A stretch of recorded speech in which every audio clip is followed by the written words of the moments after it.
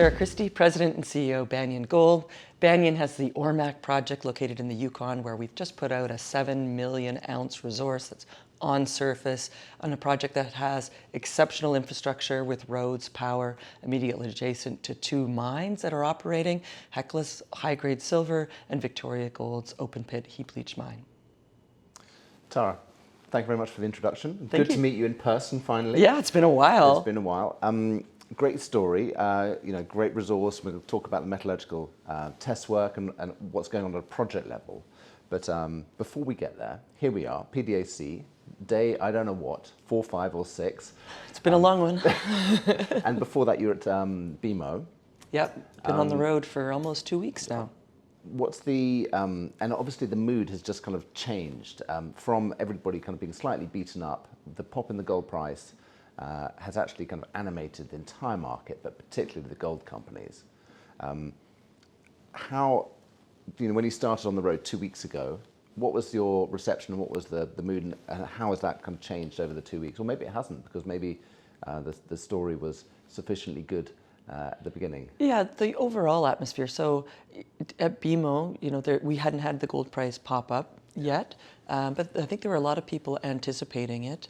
There was actually quite a lot of optimism at BMO that I experienced, and good feedback to us for our project and where we were. So I thought it was an excellent conference, great meetings. Were you meeting institutional investors typically? Yeah, you always meet with institutionals. There's a good representation of corporates there, private investors, new investors, and that was quite interesting, both there and here. There were some generalists that were really making their first forays into mining, which I thought was interesting. And we've seen that even with a few investments in companies recently. There's been some generalists that... You talked to kind of is it Druckenmiller or Druckenmiller who kind of took some shares out of NVIDIA and kind of bought into Newmont. Is that what you're referring to? Or? Yeah, there's others as well. Yeah. Like you look at the GMT Capital that invested in Victoria Gold. They took a 9.9% stake in a couple in Victoria, but also in some other mining companies, and it's... Yeah, it's they're pretty, generalists? Well, they're mining specialists, that's for sure. This is their first foray into, I can't remember where he made his money. I think in oil and gas, right. If I remember. But yeah, there's a bunch. I've met with so many people that it's hard to keep everybody straight. The good thing I keep notes. And of course, when you look at the stock market with this kind of huge rise in the tech sector, and the relative valuation, we're at kind of 50-year lows relative, the mining sector relative to the wider stock market. So what you're essentially saying, if I hear you right, is that there was some generous investors thinking, well, hang about, maybe we should buy low. Yeah, that's a good concept. Buy low, sell high. Yeah. Usually most people wait until the mania's kind of started on whatever it is, whether it's tech now.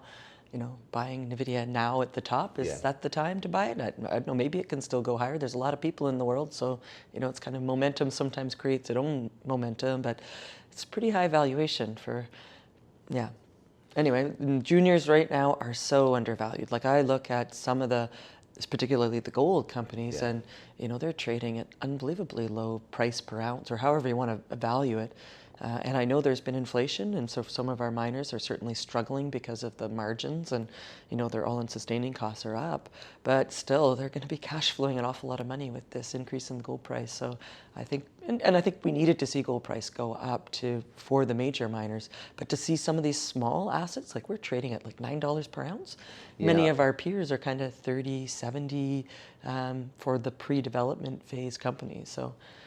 I think there's lots of room for many companies to re-rate, and Banyan, I think, is one of them. Well, I mean, I look at your share price chart, and in many ways you've held value well during 2023. Mm-hmm.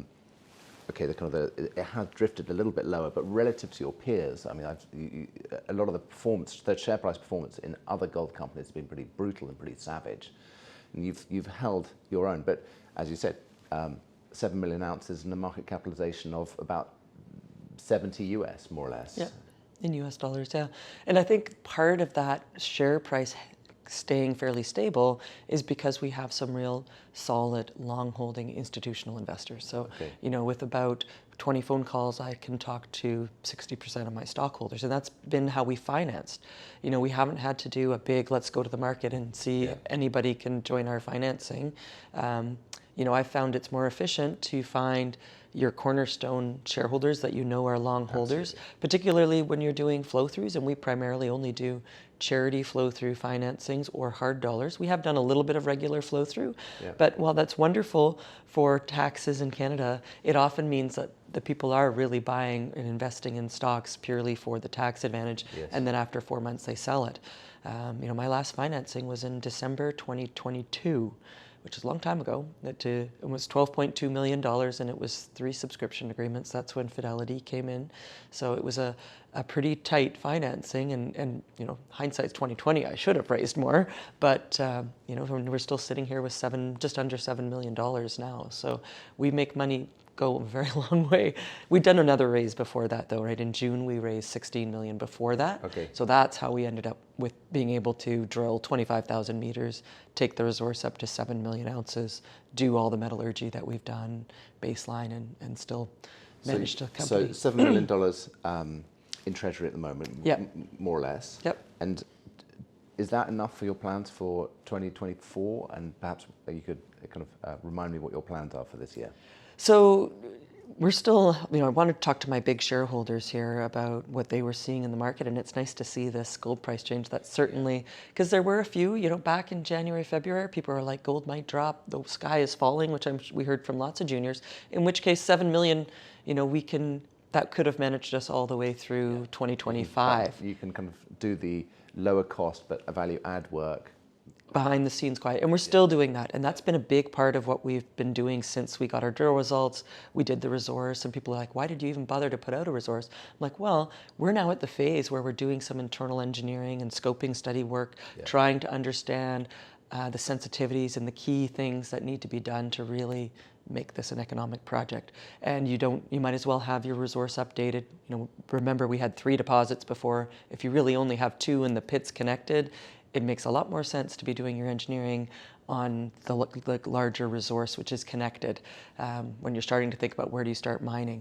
So it made sense to do it. So just in kind of, for my benefit, the power line is the main deposit, main deposit, and of the 7 million ounces, you've got about 6 million ounces in that. Yep. And then to the north, you've got airstrip, is that right? That's correct, Which is the remaining 1 million ounce, more or less. Yep. Okay, and so when you talk about kind of doing the engineering studies and kind of the de-risking work and the internal kind of verification, is that mostly on power line, or are you also doing some work on airstrip as well? Well, we're evaluating both of it with our both of them with our scoping level work, but it's pretty clear you start mining on power line. And if you look at the east-west sections, which, you know, we've got them out here at our core shack, there's really a definite area where we see high grade right at surface that's likely your phase 1 mining pit. And that's been an important part. Where do you start mining? Because that's where we need to potentially take the resource from inferred to indicated and really establish that there's some continuity in that high grade, because you don't want to, you know, base your mining plan and not really know that that high grade that you think is there is there. So, and your definition of high grade, and I mean, it's not disparaging, but the average resource is around 0.63, so 7 million at 0.63. And then the high grade is kind of closer to 1 gram, is that right? Yeah, when you look at global deposits that are mining right now, 1 gram, and you look at Victoria Gold, you know, they mined 2 years at 0.85, and their feasibility study gave them payback of their capital. So, you know, my kind of target is I need to find 500,000 to 750,000 ounces of 1 gram plus. That is, this is rough numbers from what we've, to be our payback. And if we can find that starter pit, that drives your IRR and your payback in this project, and then you're kind of over that critical hurdle. Because once you've paid for the infrastructure, you know, 0.5 becomes economic because all of it's paid for. It's the marginal economics on kind of lower grade material, and you can kind of stretch that once you've, based on kind of unit cost and also having paid back your capital. So that was another benefit of the resource, was that we can increased the sensitivity table. We increased the cutoff grades in that. We only previously went up to 0.5. But if you look at, let's just say 0.6, there's 4 million ounces at a gram. And then we've modeled that. There's a bit of a 3D model of it on our website in a little video. And then at 0.9, you can see that there's 2.5 million ounces at 1.5. They're not all together. They're distributed across the power line deposit primarily, but it really gives a guide. And if you can find enough of that in your phase 1 mining pit, where you actually start, you've got what you need to have an economic project. So that's been a real benefit to be able to model the new resource. We're talking to a lot of experts, some structural experts, helping to understand how can we increase our confidence in that high grade, and particularly before we go drill it out, have we done as much background work as we can. And it's been exciting. So, we didn't really know what we were going to do this year. And I really wanted to challenge my team to think outside the box. And so we've run a bunch of scenarios. We know this deposit's open. We can grow it. And I had one shareholder down in BMO said, grow it to 10 million ounces. That's not too big. And I'm like, that's pretty big. 7's pretty big. And it's like, okay, well, we should at least think about that. Where would we go if we wanted to drill and we thought we could see another million ounces, where would we? So we thought about that. We've thought about how we would continue to expand this. We really have noticed also that because we really focused on the top 200 meters and we now have a 5-kilometer wide deposit, some of your lowest strip ratio, if you've got high grade, could actually be at the bottom of your pit. So we're evaluating, where do we see high grade that's actually at the bottom of the pit? Are there some places where we should be pushing down, because that's also another way to add ounces, right, where you're potentially, and we hadn't really been looking at that before, because, rule of thumb, 200 meters is the depth of an economic open pit. But when these things are long life assets and they mine for that lower material eventually does get mined. Like Victoria Gold now, they've drilled to 850 meters and found mineralization. We've drilled one deep hole that we drilled for supporting a master's thesis we're doing, and sort of understanding some of the temperature gradients from mineralogy and other work to figure out where the intrusion is, because this was a very long-lived heat system. Hydrothermal system. Okay, so what you've been describing is a huge amount of kind of optionality and kind of many choices that you can. Many ways that you can go. You can. You've got the market support now with the kind of your shareholder register, the move in the gold price. You've got decisions to make on when to raise capital. What's an opportune time. The brokers are coming back. They've been a little desperate. And you've also got a whole range of kind of development and kind of actionable routes that you can do in terms of either drilling more or infill drilling, expand the envelope, or de-risk, or do a combination of both metallurgical test work. All of this is obviously kind of brewing and bubbling along. Is there a point in the next kind of month or two that you kind of say to the market, this is the plan for the year? That's exactly what we're working on, and having the benefit of talking to a whole bunch of people that have seen projects like this before, running our various scenarios internally, and then we can improve our odds of success by saying, how can we make that actually better, or how can we improve the odds of that being successful? So we know we've got enough money to drill probably about 6,000 meters with the money in the treasury. So. And we're patient, we're not looking for any capital. The right time will come along. And quite frankly, my existing shareholders have told me that they'll be there for financings in future, because, we've delivered on what we said we were going to do. So I'm not pressured. I don't feel pressured to be rushing out and doing a financing right now. I think we've added a lot of value. We're telling people the story about the metallurgy, about the deposit, the work that we're doing internally. We know we're going to continue the metallurgical work and the baseline environmental work, and that's ongoing now.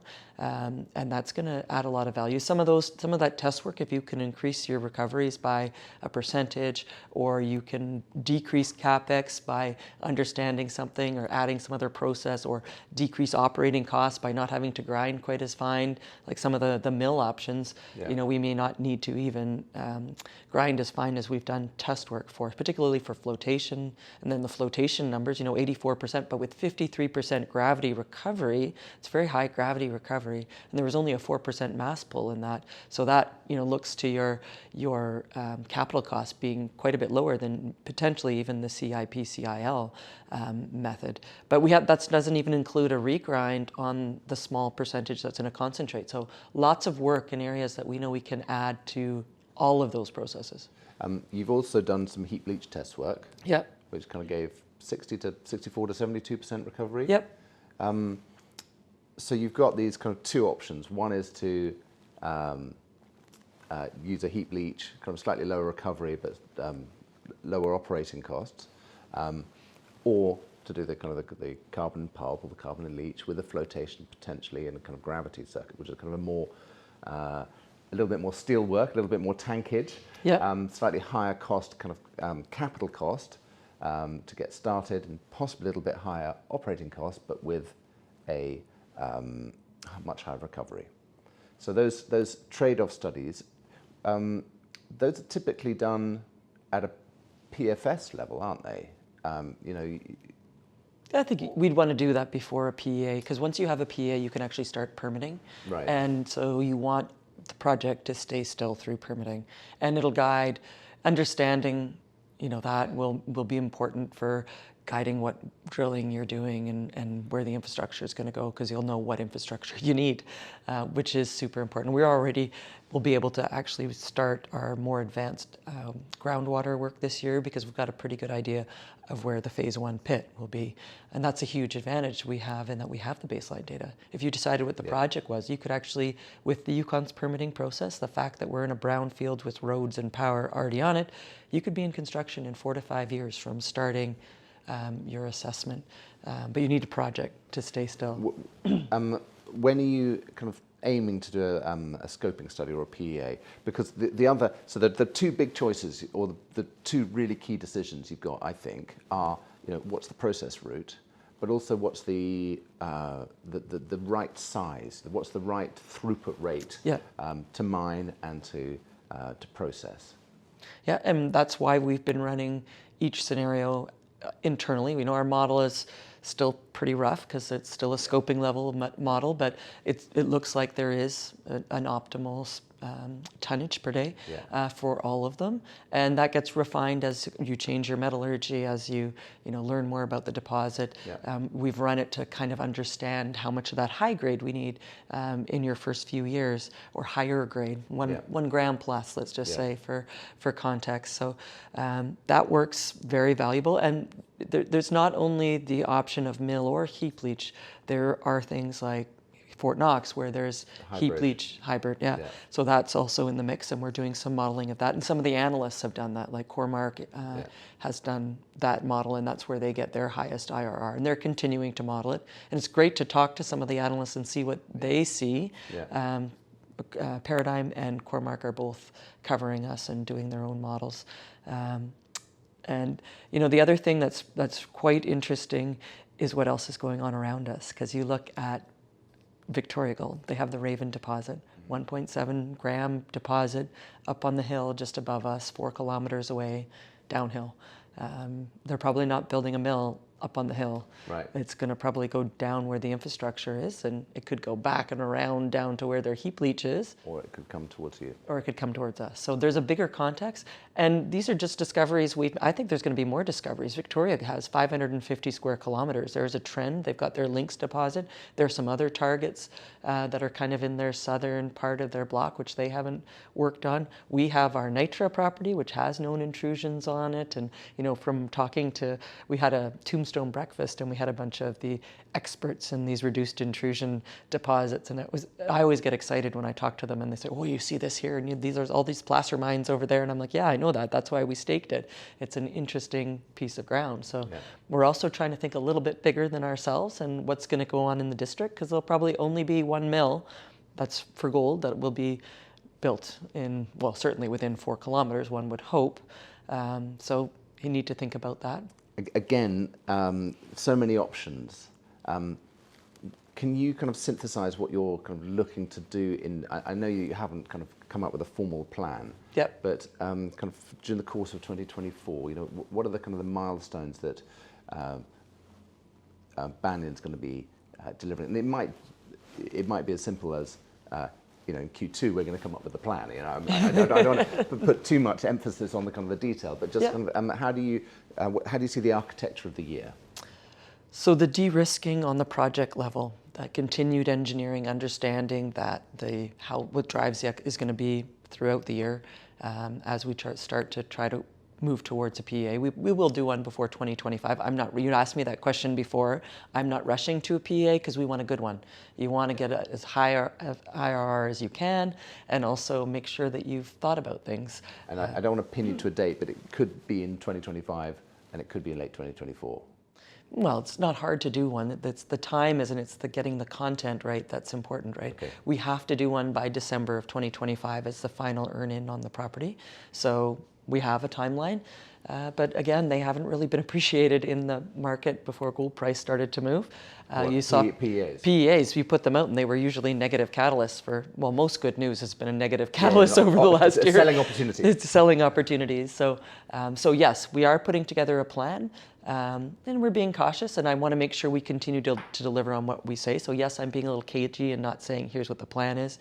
We know we're going to continue to do the baseline work, environmental work, and we can expand that because we do have a better understanding of the generalities of what the project will be. The metallurgy, we try to do that in series rather than in parallel, so that we're learning from the work and we're optimizing how much money we're spending on it. Because you could spend, if I had $2 million to spend on metallurgy, we could move things a lot faster, but I don't.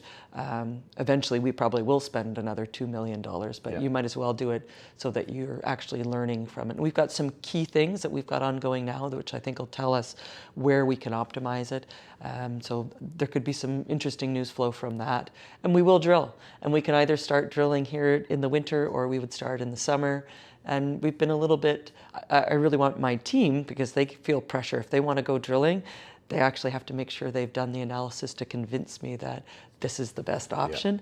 And that's actually kind of fun. It produces a little bit of competitive tension in your own company. And it's got to add value. It's got to add value. And just thinking of some of the deep holes, they may indicate and kind of show that there's potential at depth. But if you've got a kind of a shallow mine, it might be kind of very far dated ounces. And so perhaps drilling that out isn't perhaps the most economic use of your drill meters.